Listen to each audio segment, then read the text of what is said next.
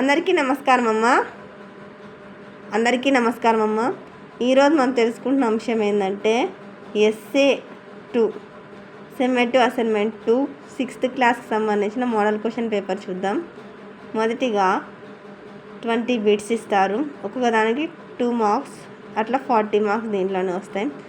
ఈ ఆన్సర్స్ని ఇక్కడ tick marks చేసినా మీరు అన్నీ కరెక్ట్ అనుకోవద్దండి, మిస్టేక్స్ ఉన్నాయి. జస్ట్ ఇది మోడల్ పేపర్ని ఇన్సర్ట్ చేసి మీకోసం అప్లోడ్ చేస్తున్నాను. మళ్ళీ దీన్ని ఆన్సర్స్ కరెక్ట్గా నేను మళ్ళీ నెక్స్ట్ వీడియో అప్లోడ్ చేస్తాను. ఇప్పుడు FA1 ఎగ్జామ్ జరగబోతున్నాయి కాబట్టి FA1 ఆల్ క్లాసెస్ సంబంధించిన మోడల్ క్వశ్చన్ పేపర్స్ నేను అప్లోడ్ చేస్తాను. మీరు స్క్రీన్ షాట్స్ తీసుకోండి. ఇంకా 10th క్లాస్ అన్ని PDFs అని మీకు నేను అప్లోడ్ చేస్తాను. ఇంకా మన ఛానల్ సబ్స్క్రైబ్ చేసుకొని వాళ్ళు ఎవరంటే సబ్స్క్రైబ్ చేసుకొని లైక్ చేసి షేర్ చేసి మీ ఫ్రెండ్స్కు రిలేటివ్స్ అందరూ సబ్స్క్రైబ్ చేసుకోమని చెప్పండి. ఇది మీకు స్ట్రైట్గానే వస్తుంది, కొన్ని టెక్నికల్ ఇష్యూస్ వల్ల ఇట్లనే వస్తున్నదమ్మా, ఏమనుకోద్దని. నెక్స్ట్ వీడియో మీకు క్లియర్గా మొత్తం స్క్రీన్ అంతా వచ్చేలాగా చూస్తాను. ఒకవేళ మీకు నెట్ క్వాలిటీ సరిగా లేకపోతే అండ్ అక్షరాలు క్లియర్గా కనిపించకపోతే నెట్ క్వాలిటీ కొంచెం క్లియర్గా పెట్టుకొని చూడండి.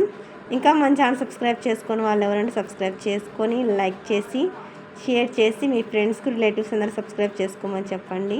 మీరు చేసుకునే ఒక సబ్స్క్రైబ్ అండ్ మీరు ఇచ్చే ఒక లైక్ నాకు ఒక రకమైన సపోర్టింగ్గా ఉంటుందమ్మా.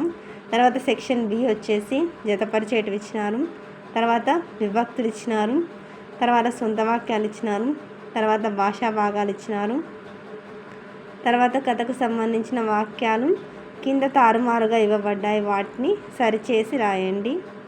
వెనకాలకి ముందరికి ఇచ్చిన కరెక్ట్గా రాయాల. తర్వాత క్రింది పద్యం చదివి భావం సొంత మాటల్లో రాయాల.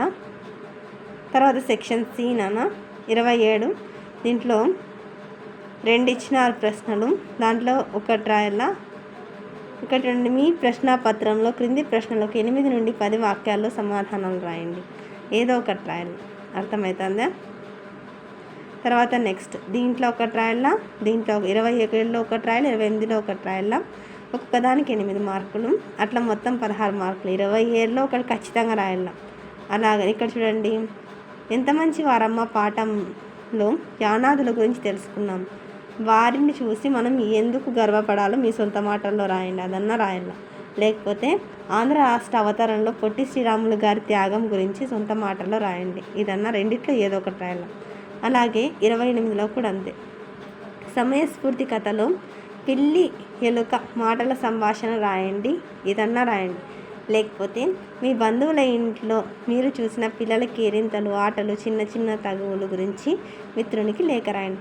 అందరికీ ధన్యవాదాలు. ఇంకా మన ఛానల్ సబ్స్క్రైబ్ చేసుకుని వాళ్ళు ఏమంటే దయచేసి సబ్స్క్రైబ్ చేసుకొని లైక్ చేసి షేర్ చేసి మీ ఫ్రెండ్స్కి రిలేటివ్స్ అందరూ సబ్స్క్రైబ్ చేసుకోమని చెప్పండి.